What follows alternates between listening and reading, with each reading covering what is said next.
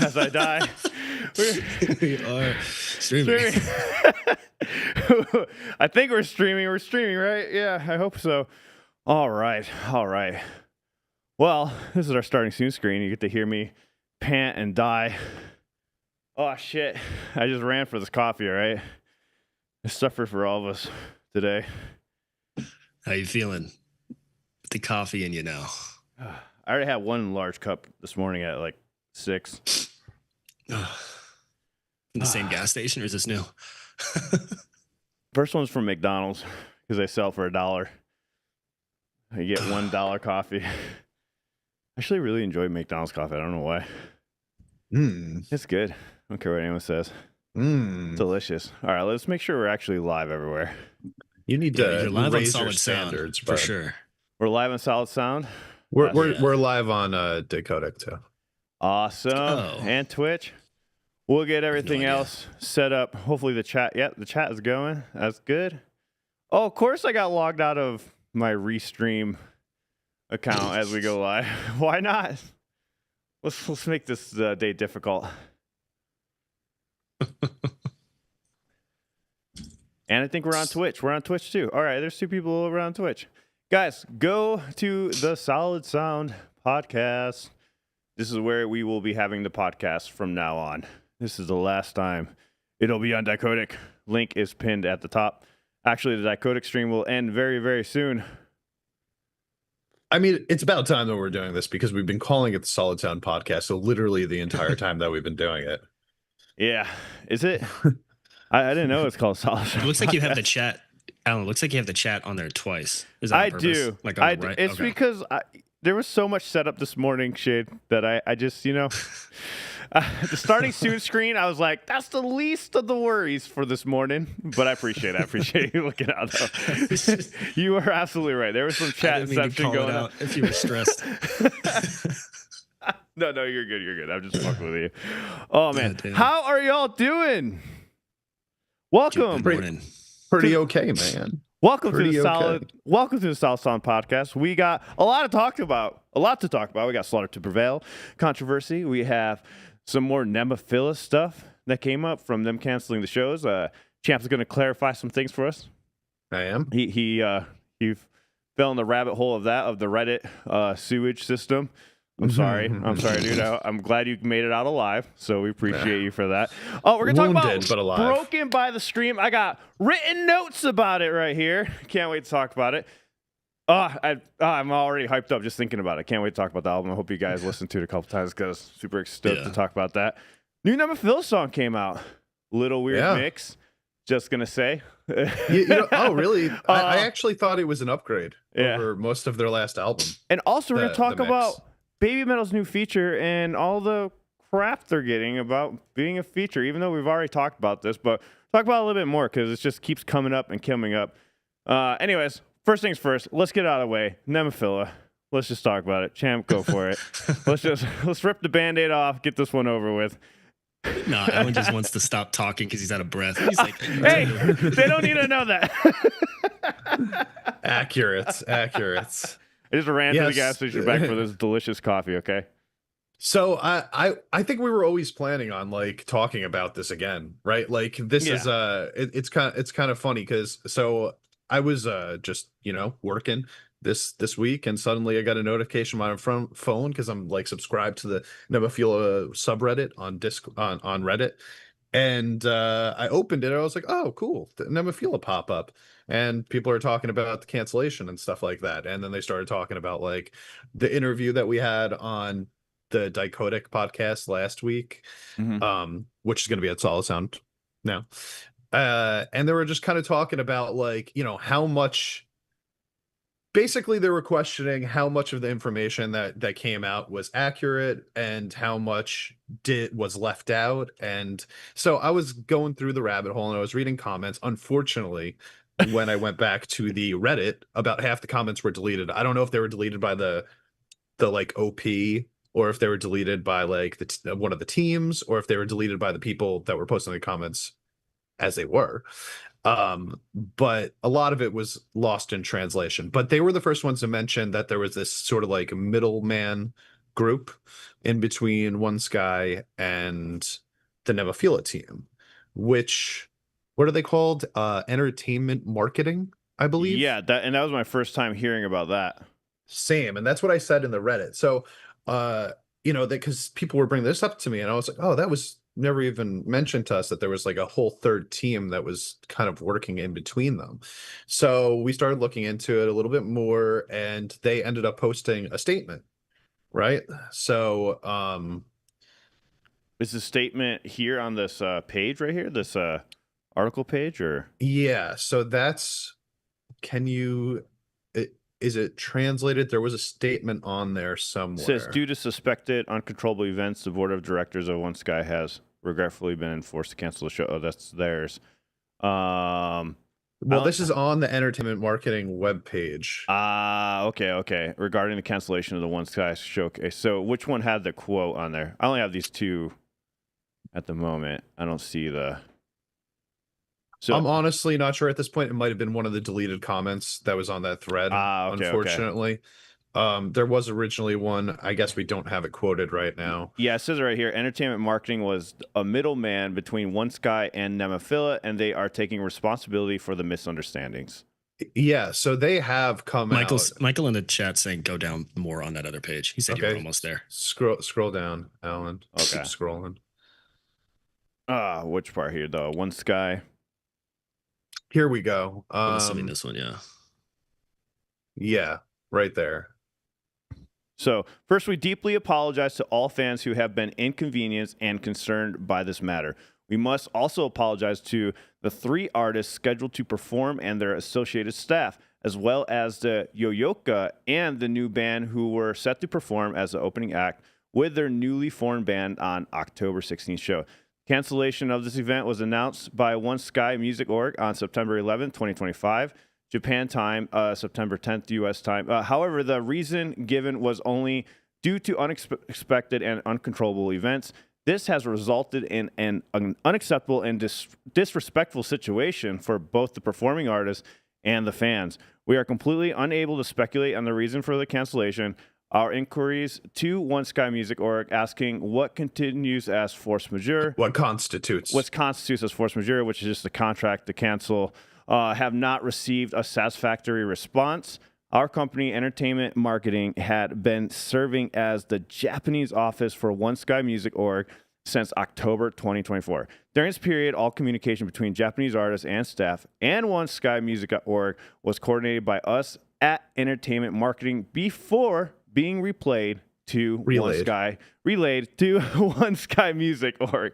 Therefore, there has been absolutely no direct communication between the artist, staff, and One Sky Music Org. Okay, so let's stop right there for a second, because that, I think, is one of the most important lines right there, because a lot of what we were going on last week when we were talking about this stuff was we had no awareness of this this entertainment marketing team, right? So we expected that there was just conversation between Nemophila's team and the One Sky organization, which apparently there was none of, which I think right off the bat, it's hard to talk about the topic without having that information, and it's not like, I think, like, we had our guest on SJ Nix last week. We like SJ, he's cool. I don't think he intentionally left any information out, but as he mentioned several times, he's not actually technically affiliated with the organization. He's just been there while a lot of this has been taking place. So I don't know how much he knew about that. I don't know, if he knows the details. It really doesn't matter one way or another. All that matters is, from that perspective, is that that everybody involved, they all seem to feel like it's a miscommunication. All parties. Like Nemophila's team came out with a statement, One Sky came out with a statement, and Entertainment Marketing came out with a statement. And it seems like all of them, none of them have any like harsh words to say about each other, which I think is an important aspect of this. Yeah. It's just crazy that there was another party involved. Having 3 different big organizations just like involved. This is crazy.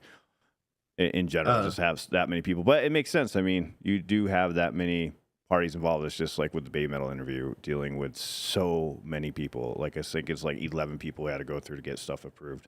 So Yeah, it's some wild. social media posts speculate that the cancellation cannot be the fault of the members who founded One Sky Music Org, with the goal of bringing Japanese bands to the U.S. The blame lies with the manager of the scheduled acts, Nemophila, Risky Melody, and Elika.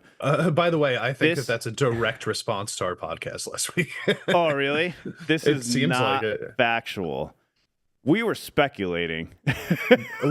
Everything we said, let me throw this out there right now. We're not fucking reporters. We're not journalists. Like, everything that we said was just us speaking with ifs and ands and maybes, and if perhaps if this is the case, then this might be the situation. We're just talking about what we know. It also wasn't just the podcast, so this could be a response to people, because other people were also saying things similar to what was being talked about on the podcast. So we don't actually know if it's directly responsive to the podcast. You know what I mean? Yeah, Maybe. definitely. If the unexpected, uncontrollable events cited by One Sky org is the reason for Japanese side, then that is entirely the responsibility of us at Entertainment Marketing. It is not the fault of the artists, managers, or staff. We want to convey to those who made such posts that is the truth, and the artists are completely blameless. So they're pretty much just taking all the blame. Entertainment Marketing saying, hey, we fucked up. Gotta respect it, man. I gotta respect them coming out and saying that shit. Love that. Because like they're like, dude, don't blame Nemophila. Like, it seems like everybody here is like, we love Nemophila, the band. They didn't do anything wrong, and we need everybody to know that they didn't do anything wrong. And I love that, because one, it's hard to take responsibility in the current climate culture that we're in right now, because people have a much easier time getting away with things when they just pretend that they didn't do anything wrong. So actually admitting fault and responsibility is something that I support. And this would honestly make me want to work with them. Just in general, just to know that they're going to be willing to step up when the time is needed, or if needed. So, and they said it was a miscommunication error, which was one of the speculations we had. It could have been miscommunication. And, yeah.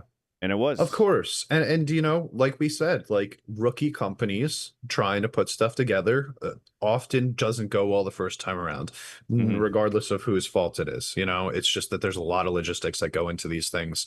And when you try to do something for the first time that it's that big, you're bound to run into some kind of obstacles that might be really intrusive. Yeah, and they go on to say Entertainment Marketing will continue to support Japanese artists' activities outside Japan despite this incident. We sincerely hope you will continue to support us going forward. I would hope that they all work together again and just like put this under the, just get rid of this situation, just move on. Me too. Yeah, 100%, man. Like, just because it just doesn't feel like there was any. And I didn't really think that there was gonna be, but like, you gotta wonder sometimes. But like, there was no malice or bad intent here. It doesn't seem like anybody didn't want this to happen, or anybody was trying to take advantage of other ones, even though that is a possibility that we did speculate about last week. But it doesn't seem like that's the case, and I'm really happy to be able to say that it's probably not. I love that your hand's up. You're raising your hand over there, champ. Am I? What would you like to say? Call on me, buddy. It's my turn to talk. I was like, how do I lower this? Just trying to figure it out. I have no clue how to get rid of that. But anyways, what do you think, Shay? Do you have anything to add to that? I mean, I think the fact that the entertainment marketing company decided to release a statement timely after all the backlash, and not try to just push it off to someone else or give a vague. I mean, they had to be vague, I'm sure, because of legal reasons, but the fact that they just said, hey, it's not the band's fault, it's not their management's fault, this was a miscommunication error on our end, and if you're going to blame someone, blame us. I think it's really hard to do that in the heat of conflict, when everyone's trying to find someone to blame. Like right now, like all the fans, like imagine the fans who had tickets that were flying and traveling for this show, they want to blame somebody. Oh yeah, it's really smart of them to allow the finger pointing to come to them. Yeah, who knows how much money I think they lost, right? Yeah, I think it's smart. I also just think it's in good faith, because if, like you said, if they do work together again, at least that they're going to own up if something goes wrong. So I like it. Just in general, I like the stance. I like the posture. Like John said, he said this channel's basically just water cooler talk. That's what it was always meant for, you know. That's what it is. Yeah. Like we do some interviews every once in a while, but that's not to like report. Like we just happen to stumble upon like a report. You know what I mean? Like we just happen to be talking about something and somebody in the chat was like, "Hey, this happened." And we were like, "Oh, well, we kind of know somebody that's involved, so like let's let them talk about it," type of thing, you know? Yeah. Did not think that it was going to be treated as like an actual report. Yeah, for sure. Hey, and everyone, good morning. Welcome in that everyone's just trickling right now. Thank you, Teresa, so much for the sub over on Twitch. I appreciate you. Guys, just to let you know, go follow the South Sound podcast. Go subscribe over there if you want to continue watching this podcast every Sunday at 9 a.m. Mountain Standard Time. It'll still be live on Twitch also, the same channel, same Dichotic channel on Twitch.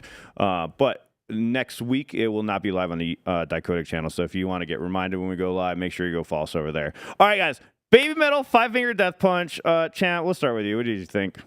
Wait, hold on. Let's before we completely move on, William really wants us to read the statement from Nemophila that's on that page that we were just reading. Okay.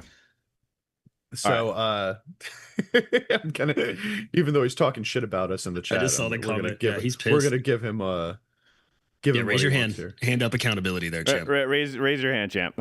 I can't make it come back now. I don't know. Don't do it. We just got rid of it, okay? I didn't even see that comment. I'm sorry, William. Please read the note of the black in black for a band statement. Yeah. Where was that? I guess it's in bold. We weren't reading the band statement anyway, though. Just so you know, we were trying to read the statement from.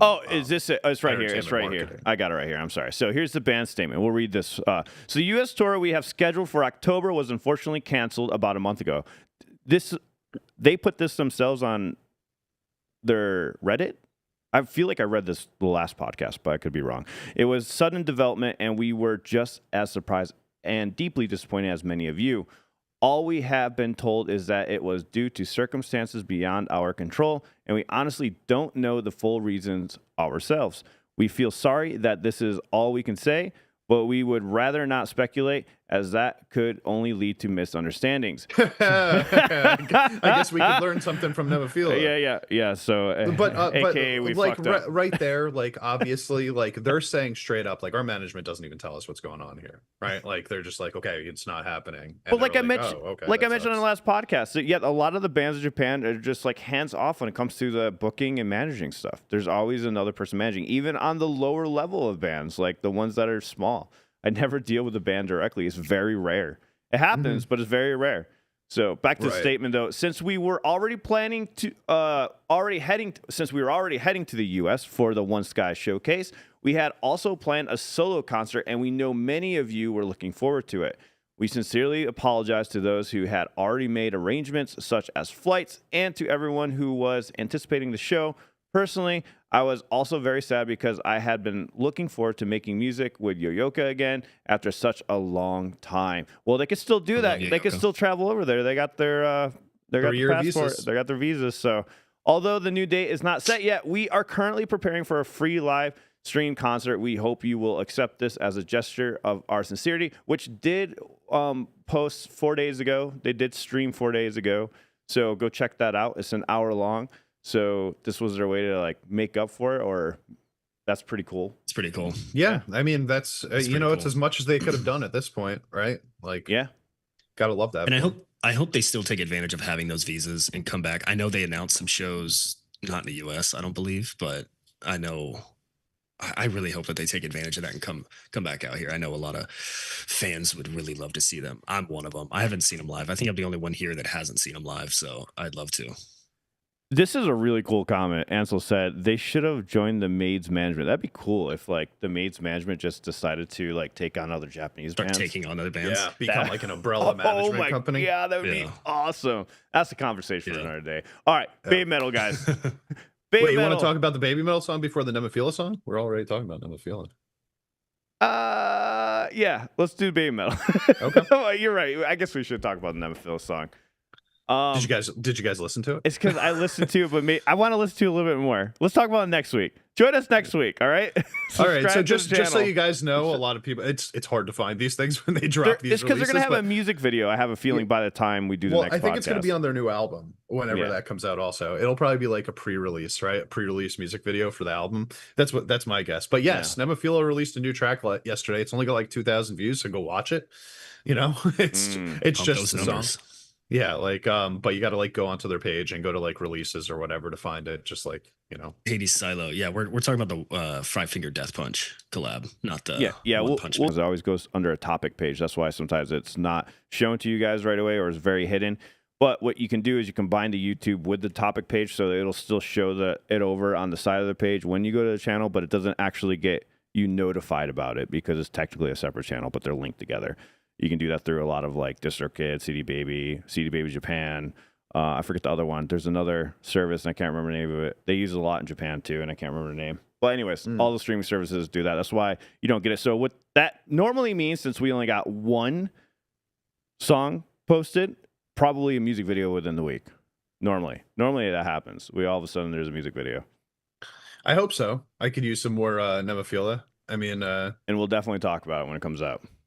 Yeah, and it's well, I don't want to give any spoilers, but I didn't hate it. So yeah, I have some. I liked it. I liked it. Just some concerns again with what we talked about last week with the quality of the mixing. Quality of mixing. But I honestly thought it was better. I thought it was an upgrade. It was an upgrade, but definitely different choice. It's just not what I'm used to. You know, I'll get used to it. Well, the whole song itself was like kind of not really their flavor. Really, it was kind of them tackling a new. All right, we'll get more into it next week. Next week, join us next week. Don't forget to subscribe at the South Sound Podcast. Do that right now because I see 86 of you on the Dichotic one. We're going to be switching over to the South Sound one here in just a moment. We're going to be ending the Dichotic one. All right, so new Babymetal song. Well, not really new. Five Finger Death Punch. They re-released their song from 2022, I believe. I have a reaction going up on the solo channel, Music Player Ellen. If you guys want to check it out, it'll be out at the end of the day where I do a full breakdown analysis of it. But they had Sue Metal come on for this reimagined version, and it was pretty good. The vocals were not mixed very well for Sue in the very first part when she entered. And in my reaction, I actually mix it to make it sound better, and it sounded beautiful. They just had to raise her up a little bit, but she was fine for the rest of the song. I actually had heard the Five Finger Death Punch song before, and actually is one of the ones that I enjoyed by the band, and it wasn't too bad. I think I went in there with such low expectations because I'm not a fan of Moody's vocals that much, but he impressed me. It was pretty fucking impressive. When you start breaking things down and you really listen to his voice, you're like, oh my God, this guy can sing. He really can sing. I'm not the biggest fan of the tones and stuff, but he can sing. And he's got a lot of range. And I like the contrast with Sue and him. It's so funny how like Sue can go onto a track and just make any band sound better. Like you could just do a mix. I'm a huge fan of mixing male vocals and female vocals in one thing. Yeah, it doesn't one of the reasons why I love Maximum Hormone. I love it when there's a female singer and vocals. And Soku Nanaro, another great band with male and female vocals. Mm-hmm. Well, this collab reminded me a lot of Maximum the Hormone because when they re-released Shimmy with Atarashi Gaku, I thought when I saw this announced, I was like, wait, it's an older song. They're remixing, bringing in Babymetal. It's like that's a really cool concept, and I hope more bands do stuff like this as a way to bring awareness to like some of their older tracks, but also kind of it's still a collaboration, it's still a feature. I thought it sounded pretty cool. I'm not the biggest Five Finger Death Punch fan, so for me, kind of like you said, Alan, I went into it with a bar very low, so it was going to be very easy to impress me. But yeah, it was fun. It was one that I'm not going to like have on repeat, but it was a fun track. I enjoyed it. I was shocked by the overall composition too behind the singing. Like there's some badass guitar riffs in there. It was a solid song. I enjoyed that song, and like I said, not a fan of the band, but I will definitely listen to it again. And something that was different for me was how Sue Metal was singing for this song. Maybe it's just because I haven't heard her sing in Japanese a lot lately because of the new collabs that have been made mostly English. But there was some Japanese, but for some reason it was more present to me in this song.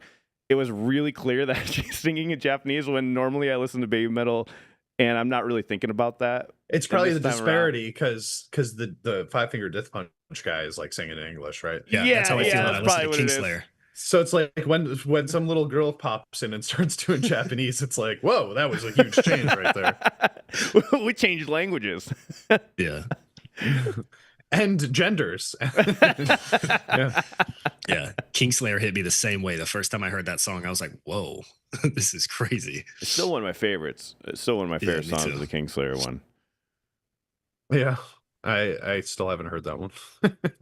Yeah, but we'd love to hear what you all think about the song with Five Finger Death Punch. Now, there's another thing about Babymetal doing the One Punch Man. So there was already a leak of the music? I haven't heard it yet. I don't want to yet.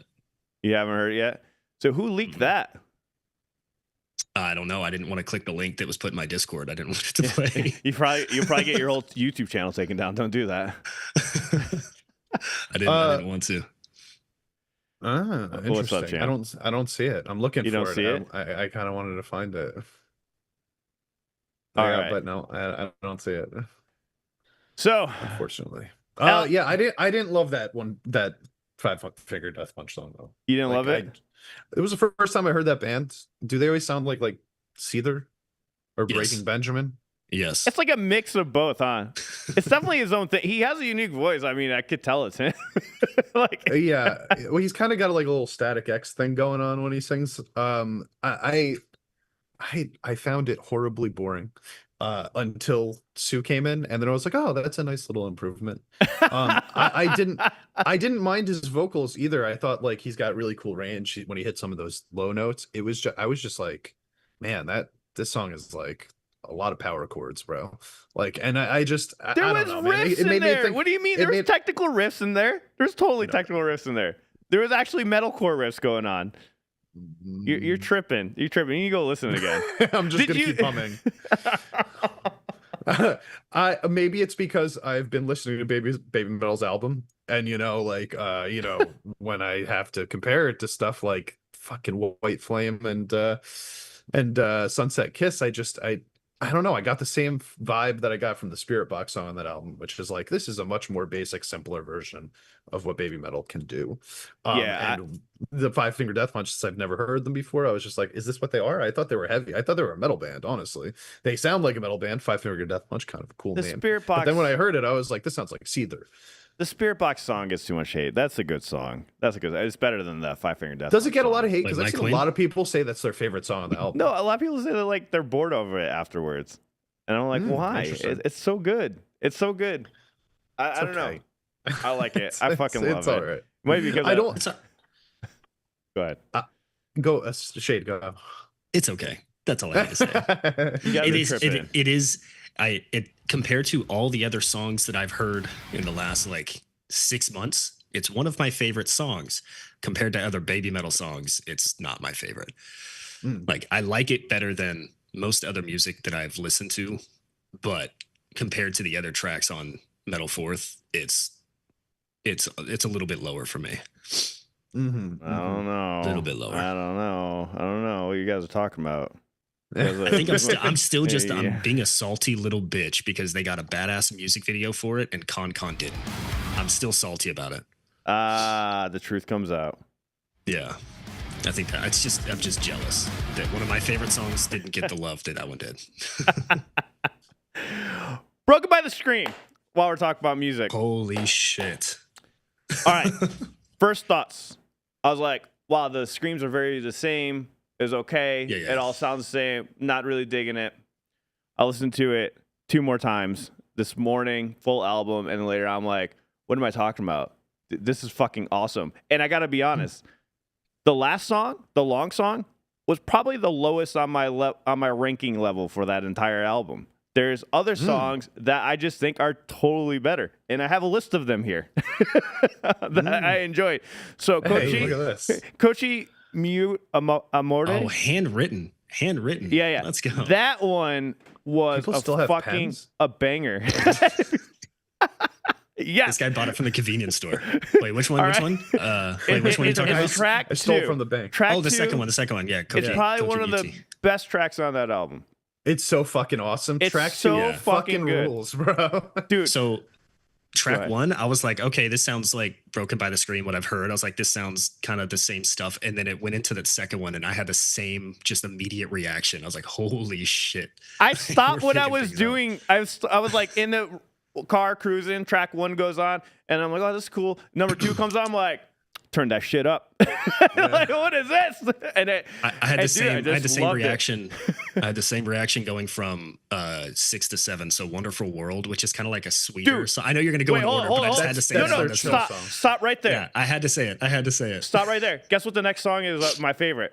Wonderful World. Best Wonderful solo. World, yeah. I feel you. Going from that to Dying Message was like, what the fuck? Like, I'm not even making this up. Look at this. Dying Message after that? Dying Message right after that. Let's go. So, Shade is reading my mind, bro. You are fucking reading my mind right now. Damn. Dying we got Message. some similar vibes over here to that. I'm not gonna lie, I fully expected you to have a way worse handwriting, so I'm really proud of you. I have very good cursive. All right, I have very good cursive handwriting. It's very legible. Yeah. Some people say I have serial killer handwriting. I don't know what that means, but anyway, cool. You're not writing in magazine cuttings, so you're good. So yeah, dude, it looks good, man. You write like a girl. Congratulations. Thank you. Appreciate it. Dude, I heard Dying Message, like I was just like listening to my mix on YouTube Music or whatever, and Dying Message came up, and that's what made me. I was like, oh shit, do they have a new album? Because I was like, that song fucking ruled. And then when I saw that they came out with a new album last month, I went back and listened to the whole thing. And dude, my 3 favorite songs on the album are your 3 favorite songs on the album. Except for I really, really love the last one just for the sake of it being like a 14-minute It's cool that epic. it's long, but I prefer these songs so much more. I'm going to go back. I already saved them all. I'm listening to these 3 like over and over again. Like there's bangers. They're awesome. They should be all in one. I was just listening also to the album again this morning before we started the podcast again, and I also really love Gecko Karen Stripe. Wait, can I finish my list? Can I finish my list? Because you guys are just like calling the same songs as me, and I don't want to. I have mine written. You showed the list. I thought you only had 3 No. I got. Shit unfolds, brother. I got more. It unfolds. Yeah. Look at. We got more. So, Queen of World, opening riff. Queen of the World. Opening riff, absolutely badass.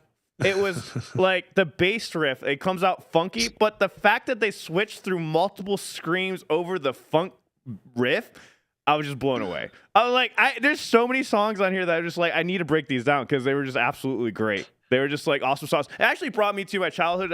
Like I said, the first time I heard it, I must have just been really closed-minded because I was like, this is kind of boring. I don't know if I like this. And I guess when I was driving today, I was thinking in my head, clear the palette. Just, clear the palette. Like you're going in this, you've never heard music before, right? You've never heard music before. That's how I keep telling my brain. Put it on, and then I listen to it again. I'm like, all right, this is actually really fucking cool. And then we got to those songs, and they just grew on me. And now I've just been listening to them nonstop, especially these ones I'm highlighting. But Queen of the World, funky with screams. And then the Gecko Karen was just phenomenal. I don't know. It's just a great track. It's like a fucking sick. You know what this whole album is? Like the easiest way to describe it is like a perfect split of like 75% progressive death metal and 25% J-pop. Like straight up J-pop, prancy, dancey, da da da da da da. Just like really like the most J-pop that you'll ever hear. And then they go into the heaviest, like most progressive death metal that you'll ever hear right out of it. And that song right there, the Gecko Karen Stripe one, I think is like the perfect example of what the album is. Where it's like the chorus is super poppy and then everything else is just insanely heavy. Wasn't it nostalgic too? Like it felt nostalgic to me. And the melodies for the clean vocals were actually really interesting. They were way better than I thought on the first listen. I thought there was more unique melodies on these other songs actually compared to that 11-minute song. Like I felt there was like more of those unique clean melodies in Cochi Amore and Wonderful World, Dying Message. Like all of them have like these really unique melodies in those that I really enjoyed. Yeah, I agree. Can I ask a question? What is with Japanese female-fronted metal bands and the obsession with talking about chocolate or sweets? Because like Hanabiye has We Love Sweets. Babymetal has Gimme Chocolate. They have Chocolate the End on this on this album. Like what? I know why. What I know is it? why. It's because chocolate's can you fucking explain? good. Chocolate is good. That's why, Shade. It's fucking delicious. We're dumb for not writing a song about chocolate, actually. If I think about it, why do we not have a metal song about chocolate? Because it's absolutely delicious, phenomenal. Like, all it's just great. Who hates chocolate? If you hate chocolate, you're not human. Just leave now. All right? You need to reconsider your life choices. The issue is for us, man? The issue for us is that we're stuck with Hershey's, and everywhere else in the world has better chocolate. They got than like us. Toblerone, and they got all the good shit. And that one that only comes around Easter for us. Cadbury. Yeah, like everybody else writes about something that's way more delicious than the version that we have. Nobody's writing about Hershey's, bro. Come on. Yeah. Like half the people think it tastes like vomit. It's because Hershey's chocolate, it stopped putting chocolate in their bars like a long time ago. We have chemicals that reenact what the flavor of chocolate is supposed to be. That's why. It's like synthetic chocolate. That's what we're eating over here. It's not even coming from an actual bean. Like, we're just getting this fake chocolate. Dude, yeah. I went to Costa Rica earlier this year, and I saw like the cacao plants and like the actual, like I had never seen like a cacao bean before. And I'm like, how the fuck does that turn into what we have in a Hershey's Exactly. bar? Americans didn't figure it out. They were just like, we're gonna chemically modify this shit because we don't know what to do with this plant. They just started like trying to chop it up. And then now that ChatGPT's here, GPT probably the formula for Hershey's now. That's probably what's really going on. Yeah, that's why Mr. Beast got involved in chocolate. He knew what was going on. He knew there's a market. That was AI modified chocolate. That's what. Imagine that's going to be the new thing on rappers. AI modified chocolate. But anyways, back to this album. But that would be fucking hilarious if a rapper came out with a song about chocolate. I just gotta say, like, imagine imagine fucking like Kendrick Lamar coming out and just like his song is like about how much he loves fucking chocolate. But it would be like it'd end up being like a misnomer for like how much he loves like black women. Yeah, I mean we have Candy Shop. You do have Candy Shop. We have Lollipop. We do have Lollipop. We have Candy Shop by T.I. Oh, we do. We have these songs, but none of them are actually about candy. That's what I'm saying. Yeah, exactly. They're all about banging, bro. I think these Japanese girls actually just like chocolate. Like, no, yeah, it's so much more innocent. But yeah, here Lil Jon has a song called Miss Chocolate. I don't think that's also about chocolate. Here, thank you, Teresa, for letting me know about the podcast link. I'll put that in the chat right now. Guys, make sure you go to the Solid Sound Podcast on YouTube. Follow us over there. Subscribe over there, because we will not be live on Dichotic Channel next week when we do this podcast. But overall, this album was fantastic. I would rate it like a 7 for me, because I like most of the songs. Not all of them, but I like most of them. The ones that I mentioned were my favorites off of them, and I would listen to on repeat. Actually, the number 10 is Growing on Me. That's the screams that come out of nowhere after all the clean vocals and stuff happening. Really surprised me. But the Gecko Karen, dude, that was cool. And like I was saying, the Queen of Worlds, it's the funky riff with screams. I don't know if I've heard something similar to that. It just felt so cool, the groove and everything. Overall. Yeah. I don't know how much I'm going to go back and listen to the album like as a whole, beginning to end. There are definitely some tracks I'm going to listen to, but I'm just more blown away by like what this band has become, because I just, we've been kind of checking out their stuff for a while, like for years at this point, and we kind of know like what they normally sound like. They do switch it up a little. They used to have much more like funk, I think, in their stuff than metal. So now they've kind of like moved, they still have the funk in it, but they've like kind of moved the main feature of it to the metal side. And I had no idea the band was this talented. I had no idea that the vocalists could sustain this level of, because also the clean vocals are way less than they used to be. Like the clean vocals on this album but are it was probably still only enough. like 25% of it. But it was still enough, right? It's good. It added that necessary melody that you need to have. If it was all just this death metal, it would be a little too much for, I think, a lot of us to take in that essence. But like, I was really surprised that these girls, these screamers, are able to do this for like the vast majority of the album and just keep it going. Because that's always like one of my questions. Like, it's cool when you have a screamer in the band, but how much are they actually doing? Are you just adding them for the gimmick? Blah, blah, blah. They felt like they were the two screamers felt like they were the main vocalists. And then like the singers were like there to help the melodies with some harmonies. I'm so sad that I missed the interview with them. I really am. I'm definitely going to make sure I get that interview in January with them. I already have the contact stuff, so stay tuned for that. Well, we had it planned, but my flight just overshot. It just missed it. But I regret it. I should have just sucked it up and just like ran over there. But I don't think it would have made it in time anyways. I don't want to leave them waiting. But yeah, next time. They've come over to America before. Maybe they'll do it again. Yeah. No, I'm sure they'll do it. I'm already in contacts with the right people with that, so we'll get it happening on this podcast. So I like them. It has changed my mind. It really changed my mind about idol groups in general.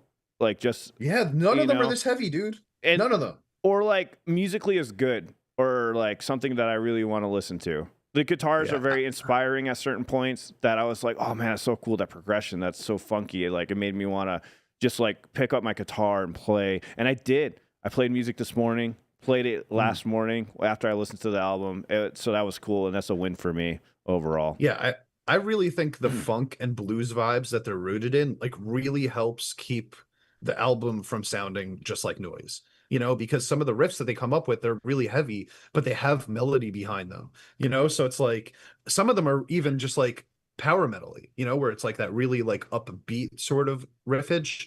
And when you combine that with the death metal screams, I think for me personally, like somebody that likes metal more than power metal, or like death metal more than power metal, I think that makes the power metal-y parts way more tolerable for me also. In fact, I think they're some of the coolest parts on the album.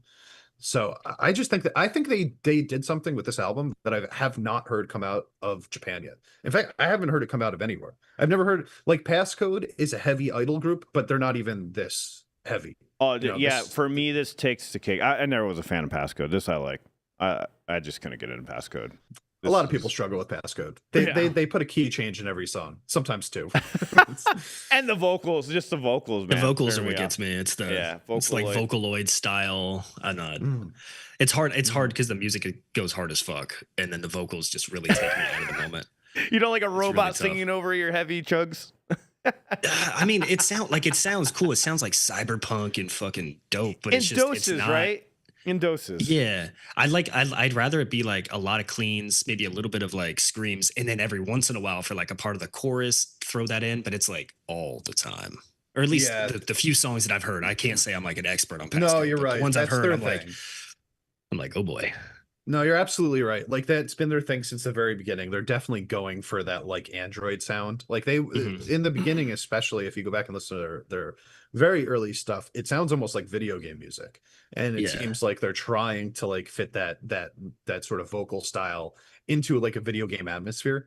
They've kind of gotten away from that a little bit now, but they've kept the Vocaloid style. It is a little too much for me also, which is why I like their songs that they scream more. Way more than the ones where they sing. But Broken by the Scream has taken that like sort of like idol metal screaming formula with this album, and honestly, I think they've leveled it up. I think that it's going to be really hard for the next idol group to come out and like be as good as this one. All right, what are you guys rating it? What are you giving it?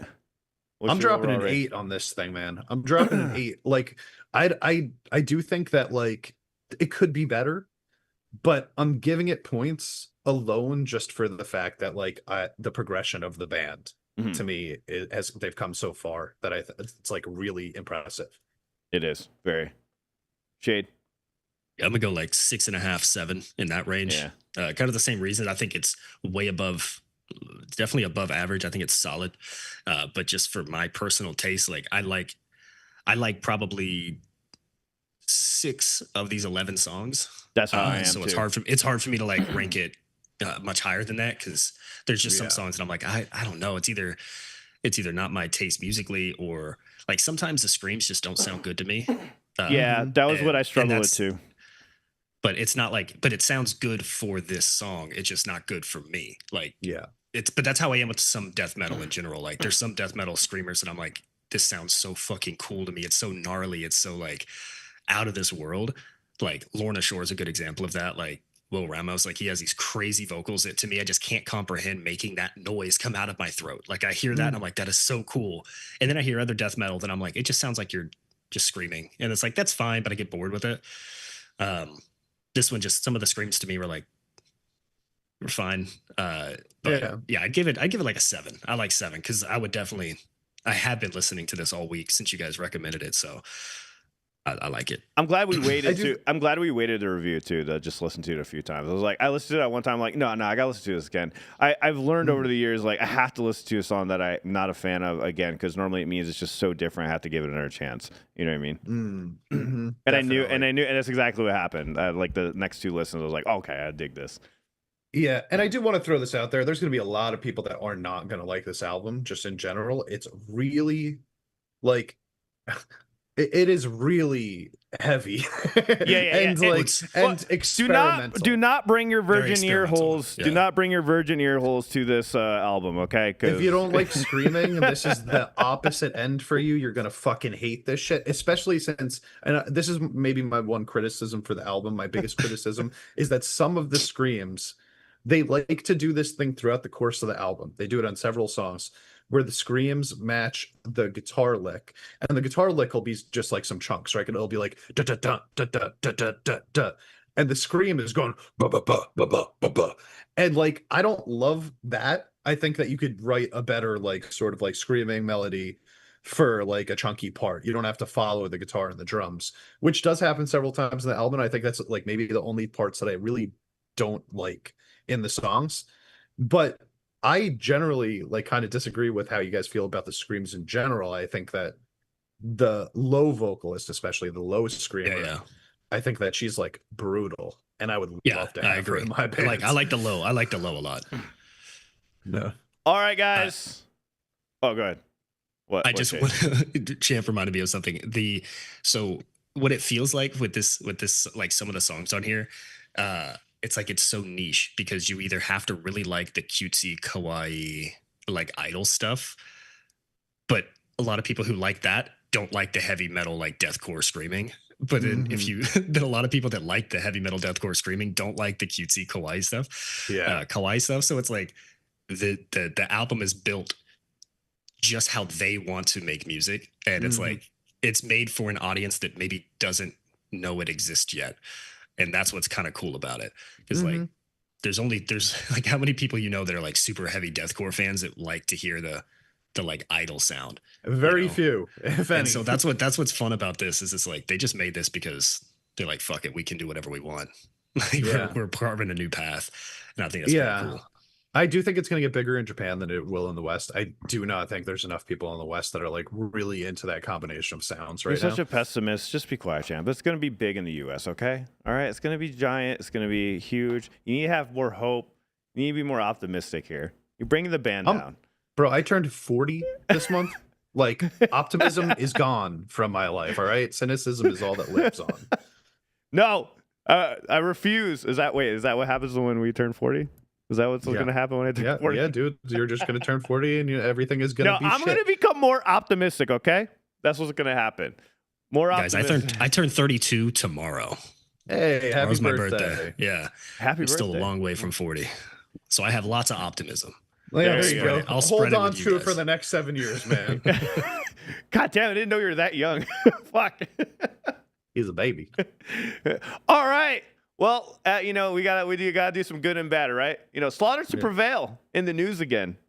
Surprise, surprise. Slaughter to Prevail's frontman Alex Terrible is once again at the center of controversy. Recently, comments he made about Nazis and Hitler caused major backlash online, and now he's saying those remarks were meant as sarcasm.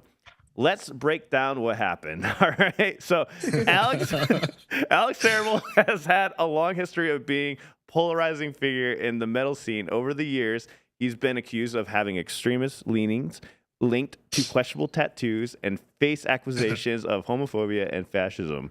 He has repeatedly denied those claims, even going so far as to cover up tattoos and speak out against them. But with the history following him, every new statement gets extra attention, and that's exactly what happened this week. All right, it's just like Ronnie Radke. Whenever it gets brought up, they're touring together too. So I feel like they're just amplifying each other right now. It's all part of the brand. Okay, on his Instagram stories, Alex made comments about Nazis and Hitler. He now says those comments were sarcastic. But many people didn't take it that way. Online, the tone was lost, and fans quickly voiced their concerns, saying the remarks were offensive and dangerous.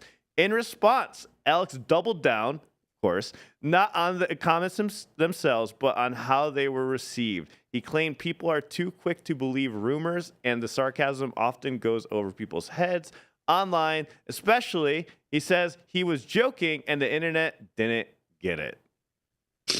So interesting. So, I Shocking. mean, we're pretty sarcastic, you know?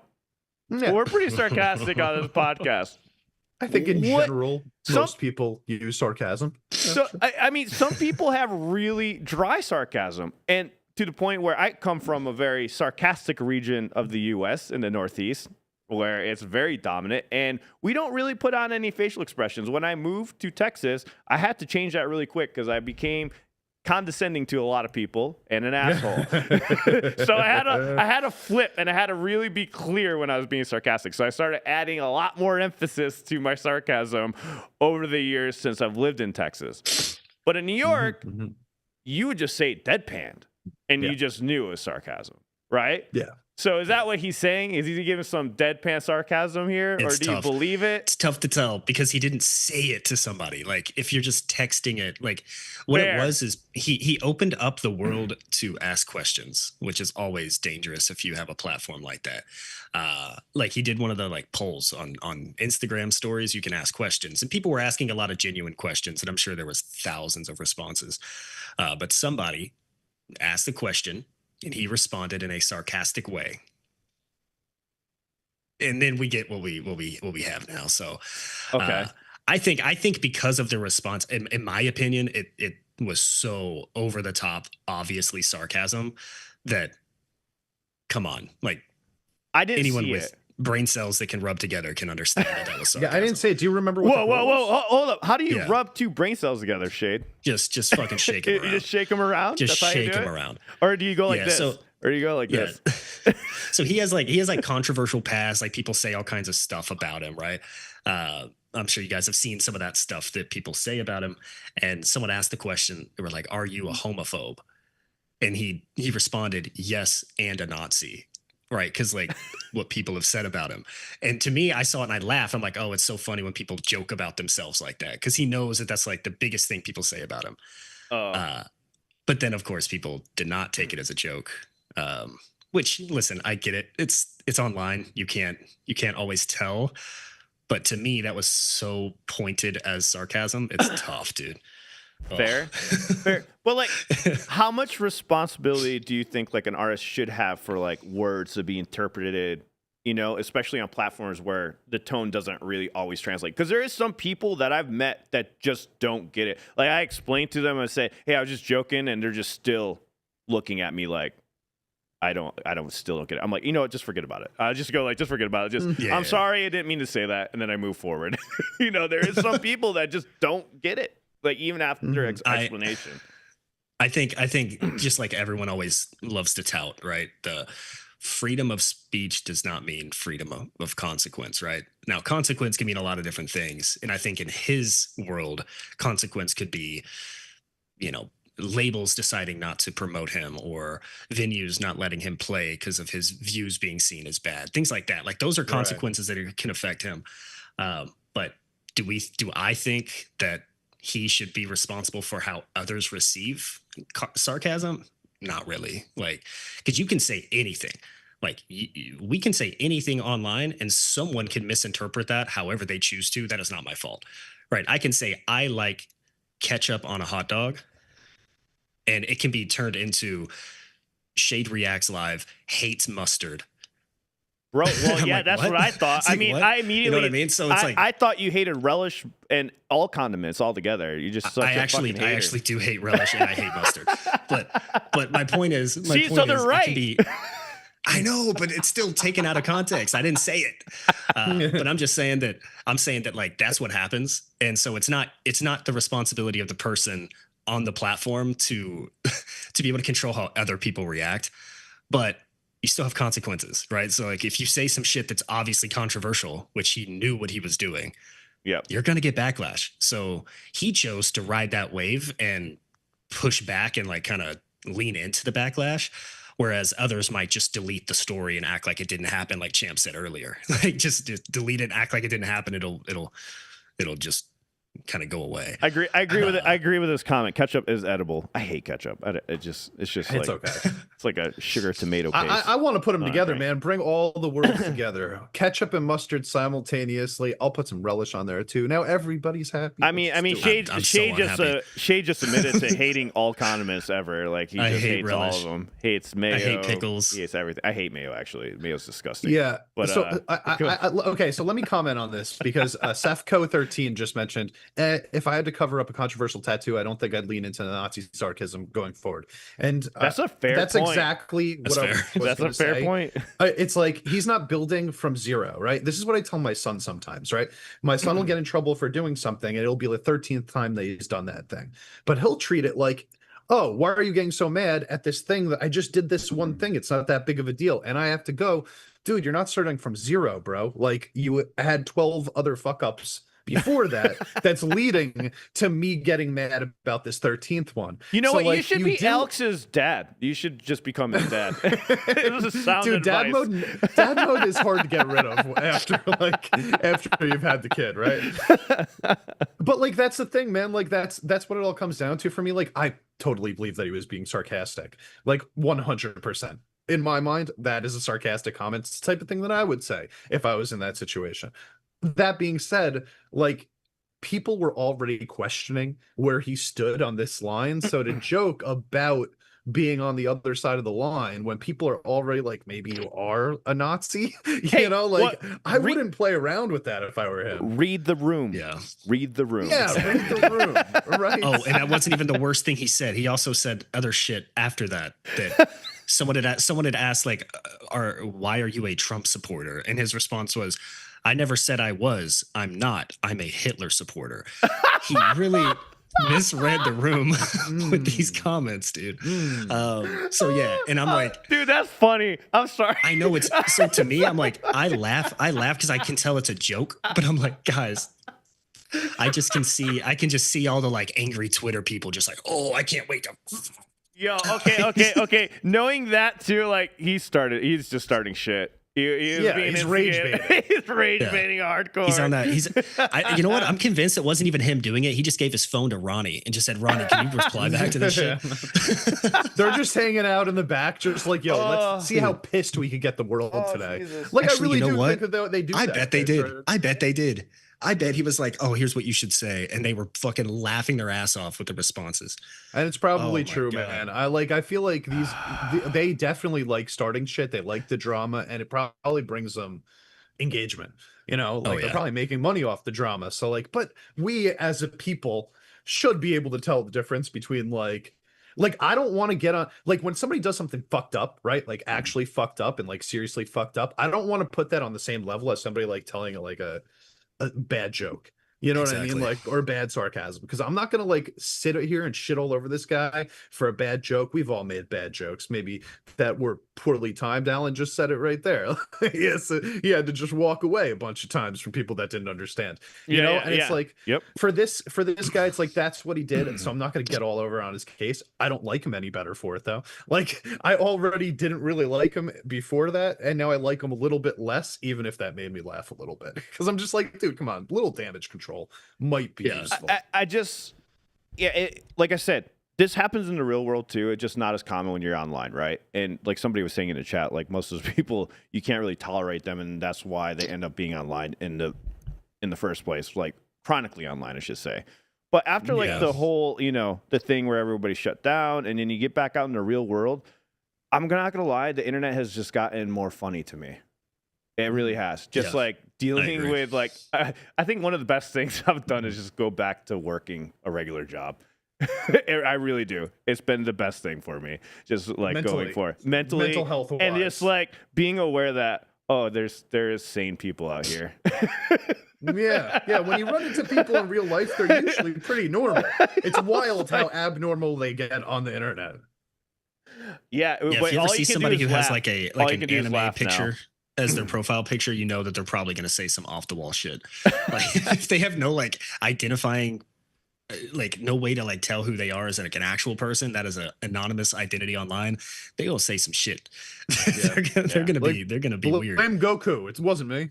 Like it's yeah. The thing about that though is like, okay, so I think about this like when I go on the internet, I'm still me. Like I don't say that I'm me, but I'm still talking like I'm me. I don't change the way that I speak because I'm on the internet. So I feel like the people that do that have to already be kind of shitty in real life, right? Like because we're not going on there and just like changing our persona to be a worse person when we're on the internet.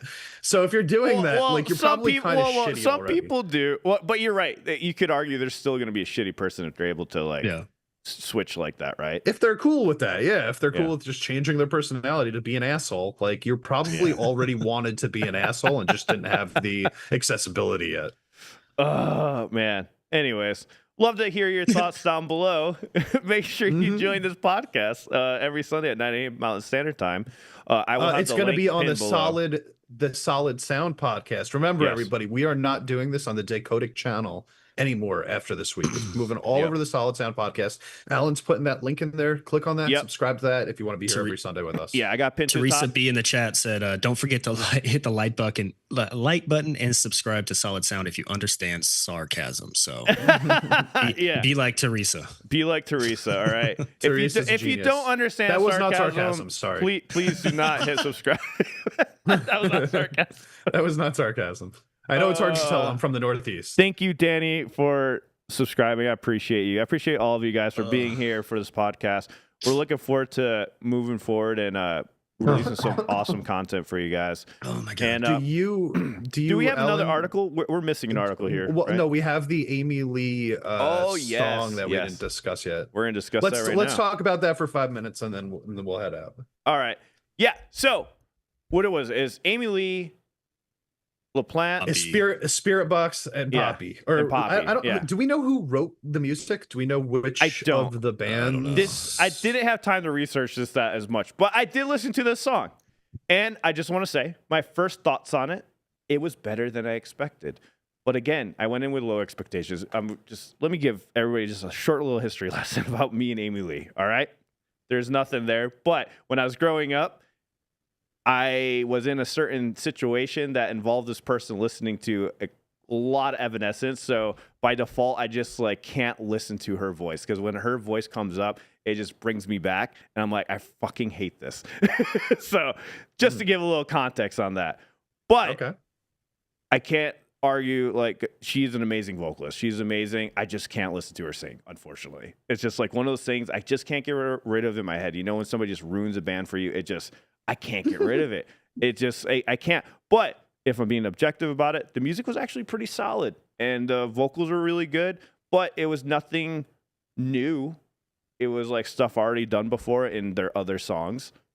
Yeah. Other than other than maybe Amy Lee's part, she did some things I haven't heard before, but also I don't listen to Evanescence. So, I mean, take that with a grain of salt.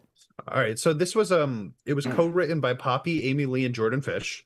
Jordan Fish writes most of Poppy's music now, also. Wow. And then the Spirit Box guitarist also contributed writing, and he played the guitars on it. So it actually seems like a legitimate collaboration between like all of the artists involved. Heck yeah! This was the first time I've heard Poppy use clean vocals. Oh, interesting. Yeah, I'd never heard Poppy not screaming. And she's a good vocalist. I thought she sounded so much better than her screaming. Yeah, she should. Yeah, I like the clean vocals a lot from Poppy. I thought that sounded great, especially going like I like the way they started with Amy Lee and then went into Poppy clean vocals, and then they went into Poppy screams into Courtney screams, like that transition between the two because their screams kind of sound pretty similar. I thought that sounded super cool the way they did it. But yeah, I agree with that one. Nothing new here, but I thought it was really cool. Like the collaboration, I thought it was. I thought it sounded pretty good. I thought it sounded good too. Let me say that. I think it pleased my ear holes. Okay. Yeah. Yes, Jeff Fenn, Scary Mask is a brilliant song. But yes, it was a very nice sounding song, and I did like what they did with the vocals. Like you just said, Shade, that was the best part for me, was them like transitioning from vocalist to vocalist and changing the styles, getting harsher as it went on was like a really cool concept.